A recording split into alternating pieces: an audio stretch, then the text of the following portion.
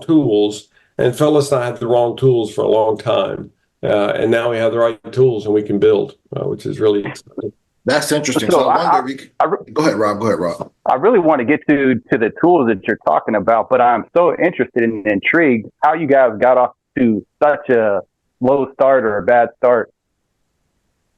Well, we were faith-based then, and I'm still faith-based now. And we were early purity culture where, you're not allowed to do anything sexual before you're married, which is fine. People can do what they want. I don't care. But we thought that if you did that, then you'd live happily ever after. And God would magically, just help you put tab A into slot B, which we were able to do. On our wedding night, but it was not. No, it was the greatest 11 seconds of my life. So I do want to make that clear. 11 seconds. You don't have to laugh at my pain, guys. Come on. But it was incredibly disappointing for my bride, and she was like, "Wait, what? We waited for years for that, really?" And I'm like, "I didn't know I'd married such an ungrateful person." And we were just startled. And so then Phyllis spent the rest of our honeymoon avoiding sex because sex was both physically and emotionally painful for her that first time.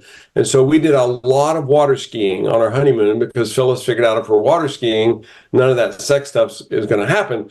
And literally, I mean, we'd have breakfast. And I'd be like, "Hey, babe, you want to, head back to the room?" She's like, "I think I'm going to head out to the boat." And so we literally, I was pickled by the end of the week. We'd gone to this honeymoon resort that, provide all inclusive package.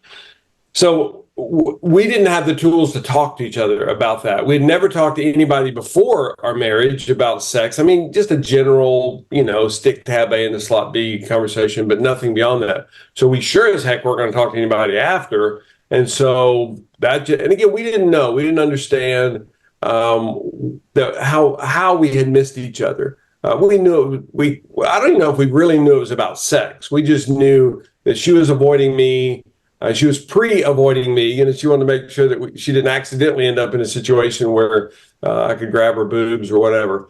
And so we just were lost from the very beginning. And again, you get back home, we're both working. We just bought a house together, and the days become weeks, which become months, years, and then decades before we really were able to get a clue as far as what happened. Sorry, that's a long answer to a short question, but that's basically what happened. Most of it centered around sex.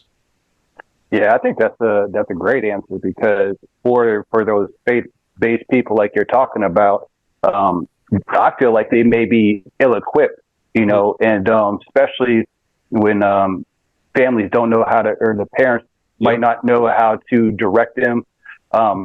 I can speak from my personal standpoint. I'm a first-generation Christian, but I can't imagine what my children, second-generation Christians are going to face. And I'm trying to navigate and find a way to speak to them, but not open up their mind so much to introduce them to some stuff that they don't need to process right now. So it's an interesting subject to navigate. And that's why I'm glad that we have people like yourself. Rob, I was going to say that a lot of us come from I'm talking about myself. I don't know about your background, Dr. Hill, but coming from a single parent background, a lot of us wasn't taught intimacy either by example. Like we never saw daddy smack mama on the butt, say, "Get over here, girl." Like we don't know. So we haven't seen that. So we don't know how those patterns. So you're right. So you talk about a lot of tools we don't have. A lot of us just don't know, Yeah. My dad died when I was 8, so I was kind of basically raised by a single mom, and my mom and dad weren't connected relationally before that. They were born in the 20s, grew up in the 30s, and didn't have a clue how to connect relationally.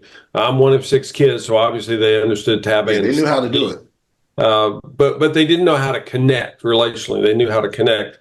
What would it be called, through the genitals or something? but they didn't have a clue about relationship. It was just sticking tab A into slot B, and there you go, you made a baby. But it wasn't a relational thing at all for them, which is really sad.